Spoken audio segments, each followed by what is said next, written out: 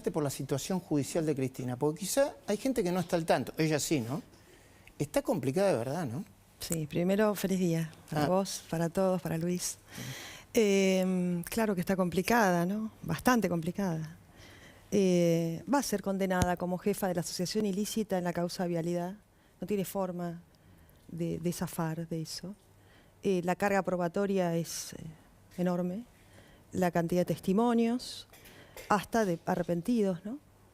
Y además de eso, esto va a llevar la apertura de Otesur y los Sauces, ¿no? En esto debe La reapertura, porque está cerrado. La reapertura, exacto, porque, a ver, ya fue condenado por 12 años por lavado de dinero Lázaro Báez, que es quien está siendo ahora, va a ser condenado también en la causa de vialidad, y es el delito precedente, ¿no? Entonces, al confirmarse esta causa, la de vialidad, ¿de qué estamos hablando? Estamos hablando del direccionamiento de la obra pública beneficiando directamente a su socio. Eso está confirmado, que es Lázaro Báez, es una invención del kirchnerismo y es socio de la actual vicepresidente. Entonces, confirmado esto, en este direccionamiento de la obra pública, donde fue beneficiado por más de 46.000 millones. 46.000 millones de pesos de entonces. De aquel, ¿no? Entonces, claro, estamos hablando... Daniel perdón, Daniel, vos tenías la cifra en dólares, ¿no? ¿Eran como 1.100 millones de dólares? ¿1.200, 1.300? 3.500 millones de dólares, sí. 3.500 millones de dólares. De obras públicas que se le direccionaron a las empresas de Lázaro Báez y que, bueno, Mariana fue la que denunció primero todo esto, ¿no? Claro que sí. Perdón, y ya que estamos... Y Silvina, ¿vos decís que es probable, como dice Mariana, que se reabra la causa Otesur los Sauces? Sí, totalmente. A ver, no solamente, como dice Mariana, por el caso del delito precedente, sino también porque fue cerrada, bueno, en forma ilegal, ¿no? Por el juez Daniel Obligado. Así que todo indica que eso es lo que va a suceder en los próximos meses después de la confirmación de la condena. Y compartir lo que estamos conversando con Mariana en el sentido de que en vialidad va a estar muy complicada, Cristina. Sí, nosotros lo mostramos muchas veces con las pruebas que tiene el fiscal arriba de la mesa, con lo que viene sucediendo con los testimonios. Mira, Cristina se opuso en las últimas horas, entre ellos, a que se incorpore el libro de Mariana Zubik como prueba en el expediente. Exactamente. Sí, el mío y el de Nico Wiñaski. ¿Y el de tuyo también? Y el mío también se puso, claro, exactamente. A ver, perdón. Es el momento de presentación de pruebas. Y Cristina, que debe tener muchos problemas, lo primero que se le ocurrió fue oponerse a la puesta de los libros, a la presentación de los libros, El origen de Mariana Zubik, La dueña de Nico Wiñaski y el tuyo... el Yo acuso. El Yo acuso, el que hiciste con Margarita. Exactamente. ¿Eso era todo lo que tenía para defenderse, Cristina? ¿Esos son los argumentos de defensa? Bueno, piensa que lo que está en los libros, si no aparece, no existe. Lo importante es que en los libros está el resto de las pruebas que está dentro del expediente, ¿no? Claro. También. Bueno, yo estuve declarando casi 6 horas, un poco más, en esa causa. Así es que ratifiqué todo lo que estaba en el libro, en mi testimonio, pero además en sede judicial, ¿no? Soy denunciante de esa causa junto a Elisa Carrió. Convengamos que esta causa en realidad se inicia ya por el año 2008. La denuncia por asociación ilícita de Elisa Carrió, en ese entonces a Néstor Kirchner, bueno, Lázaro Báez, Cristóbal López, etcétera, que luego se desmembra y, bueno, se arma esta otra causa. Así es que, efectivamente, la situación judicial de la vicepresidenta, la suerte ya está echada respecto a esto. Y creo que también la de la Argentina, ¿no?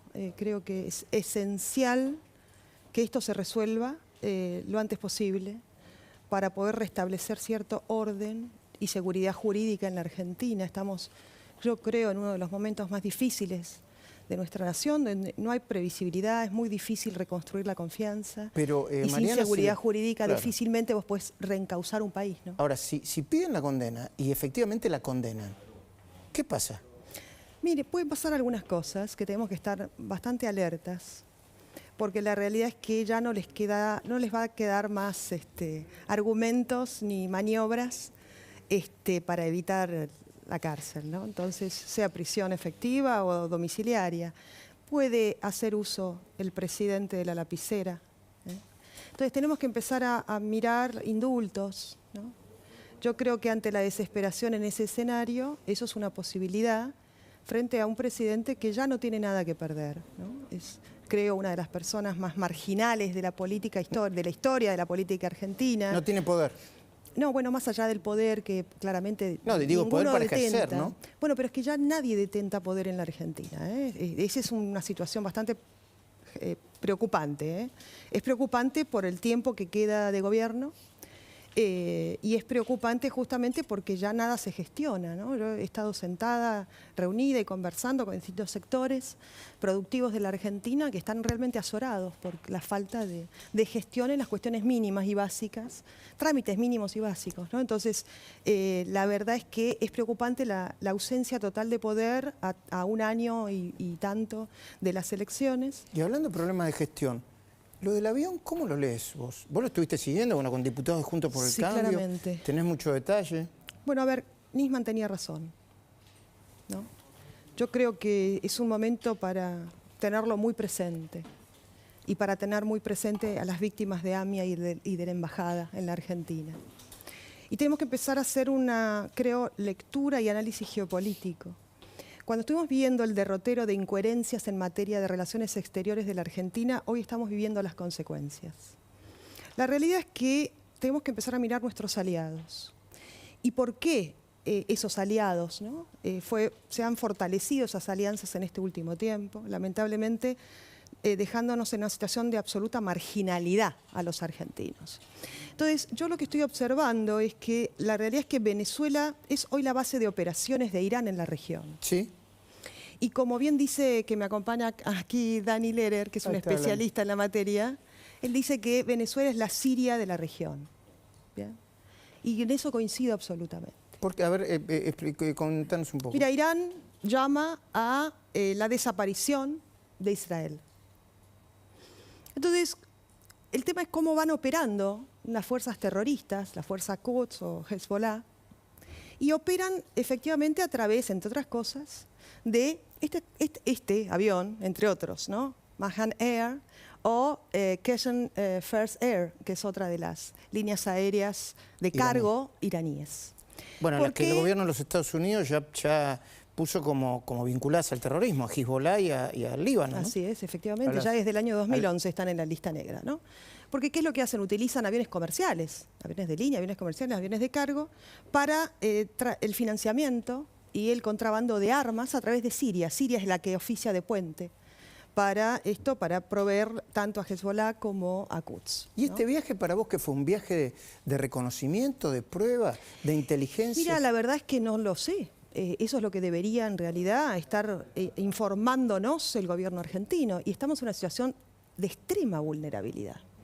Porque todo lo que estamos sabiendo ahora es a razón de investigación de periodistas, de ciudadanos comunes, bueno, primero fue y de Gerardo diputados Milman, nacionales ¿no? que han denunciado, pero no así de las fuerzas de inteligencia, organismos de inteligencia de la Argentina o el Ministerio de Seguridad. ¿Qué pasó cuando escuchaste a Agustín Rossi decir lo que dijo? Bueno, a ver, a Rossi se le escapó y se le perdió un misil con una plataforma, un misil TOW, que no es nada más ni nada menos que un TOW, ¿no?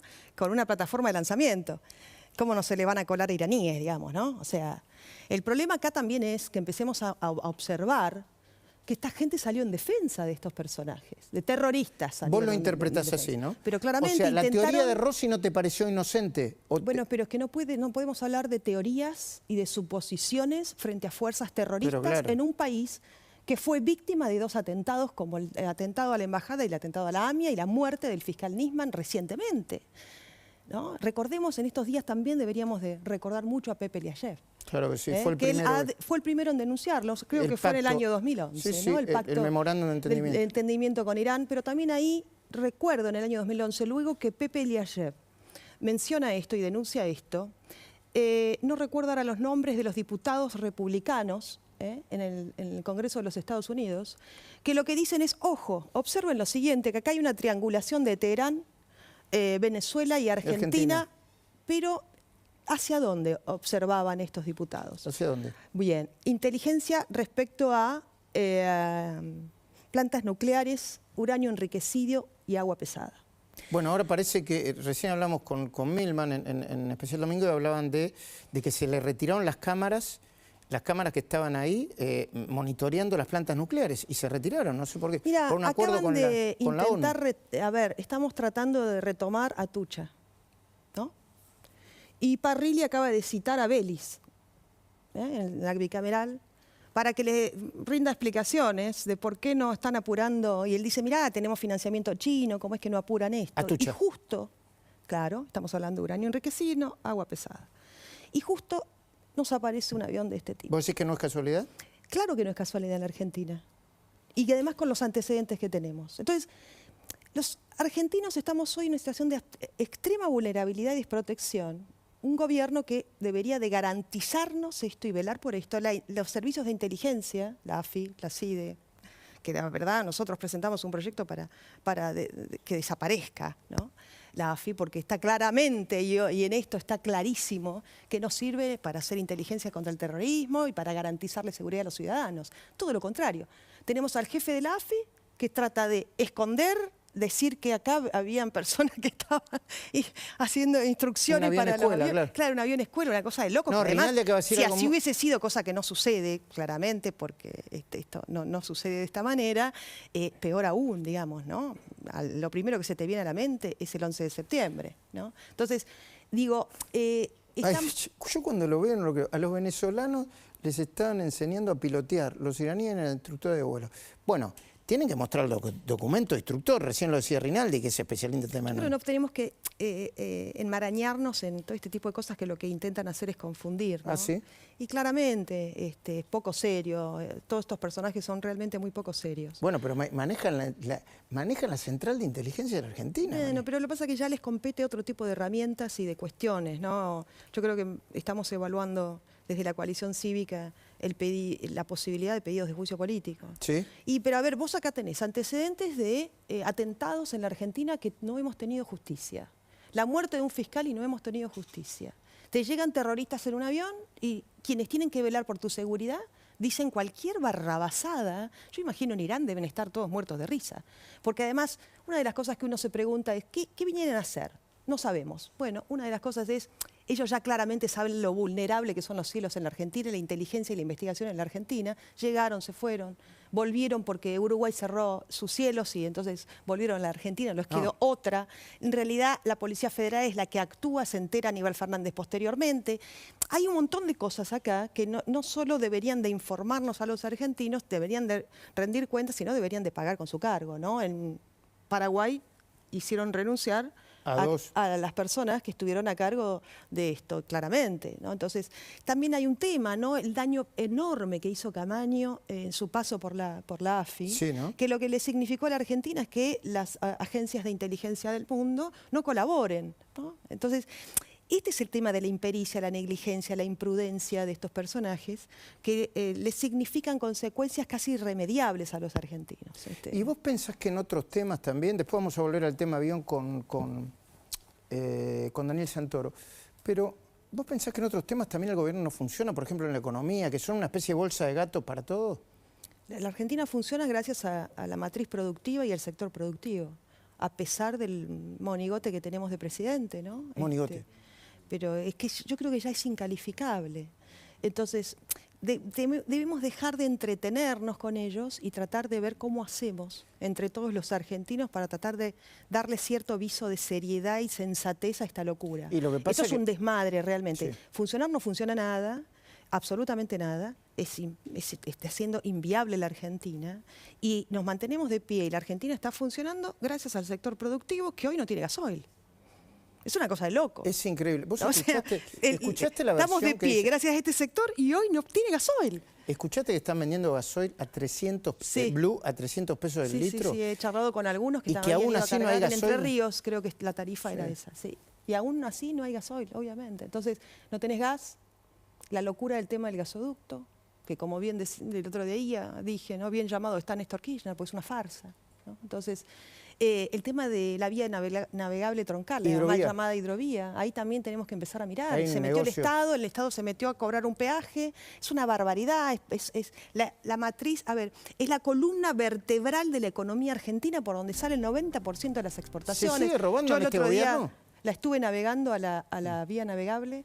Y me di cuenta ahí claramente, digo, claro, esto funciona y el país funciona gracias al grupo agroexportador de la Argentina, claro. Y gracias a... ¿Se sigue robando en este momento? Se ha robado con todo. Y lo que ha sido peor aún, le ha significado la vida a decenas de miles de argentinos con las vacunas.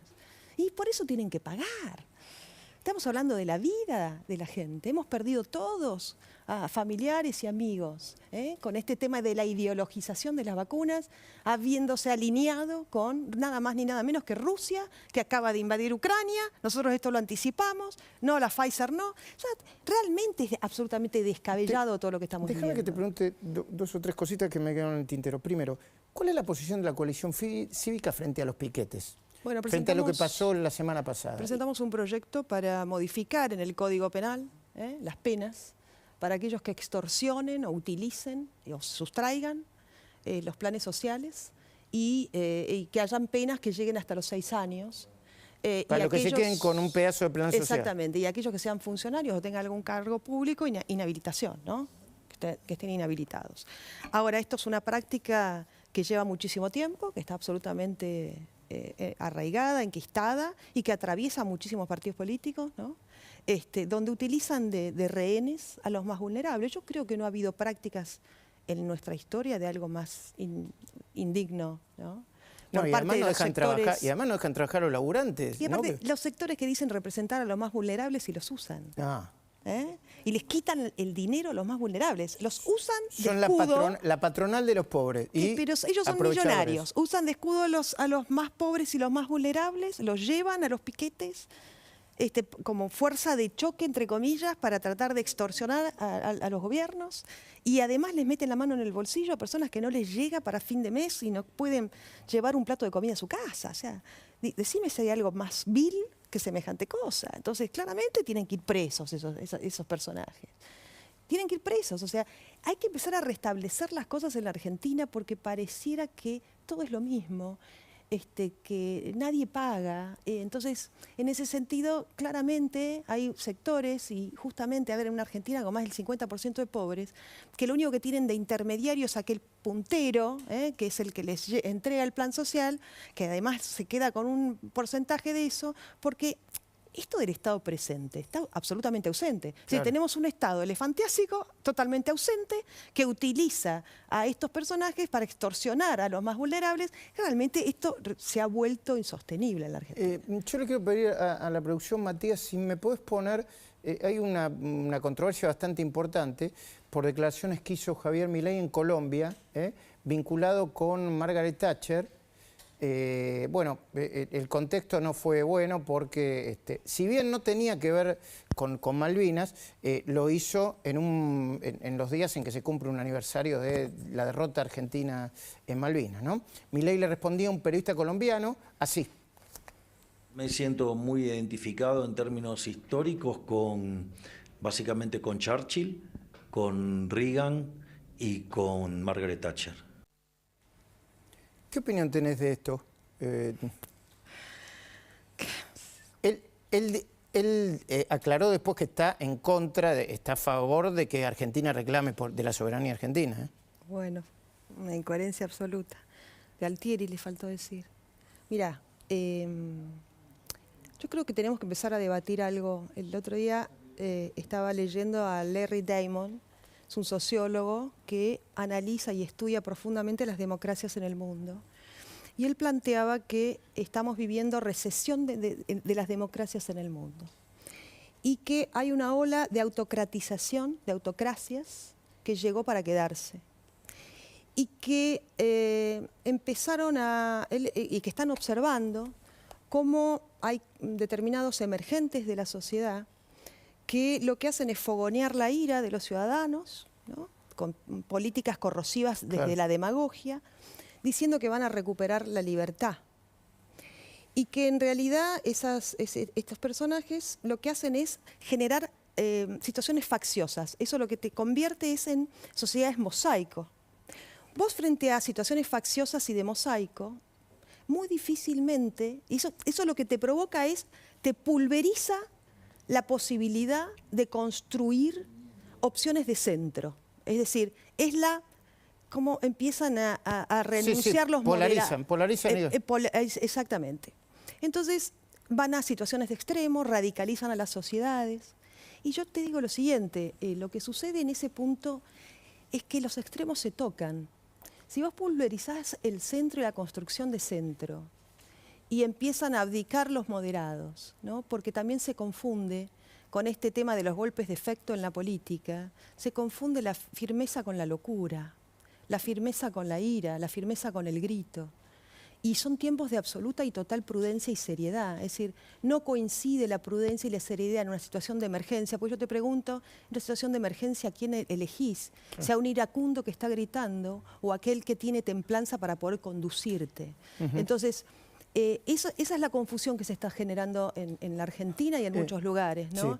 Entonces, más allá de la figura o no de quien hoy es Milei, y de sus dichos, es importante en esto analizar los hechos y las corrientes históricas en el mundo que están conduciendo a las sociedades a ser sociedades mosaico. Entonces, en sociedades facciosas y en facciones es muy difícil que puedas restablecer la paz y tener cierta previsibilidad, ¿no? Mariana, te agradezco profundamente que hayas venido acá. Quiero hacerte una última pregunta para conectar con el informe que va a presentar Silvina y tiene que ver con la Oficina Anticorrupción y la decisión de abandonar su rol de querellante en la causa vialidad, que es la que más preocupa a Cristina, donde la pueden condenar como jefa de una banda criminal. ¿Cuál es tu mirada sobre eso? Dejó de ser una oficina anticorrupción. Es una oficina para garantizarle la impunidad a Cristina Fernández de Kirchner desde hace muchísimo tiempo, con quien asumió la oficina anticorrupción, ¿no? Es una extensión en realidad de un grupo de abogados en defensa de la impunidad de la vicepresidenta. Muchas gracias por haber venido. Un saludo al padre de tus hijos y también tu papá está en el cielo, pero yo sé que vos lo que hiciste mucho y lo que debes querer y recordar mucho, así que un saludo también. Muchas gracias. Gracias por eso. Muy bien. Silvina, ¿cómo es el tema de la Oficina Anticorrupción? ¿Para qué sirve la Oficina Anticorrupción?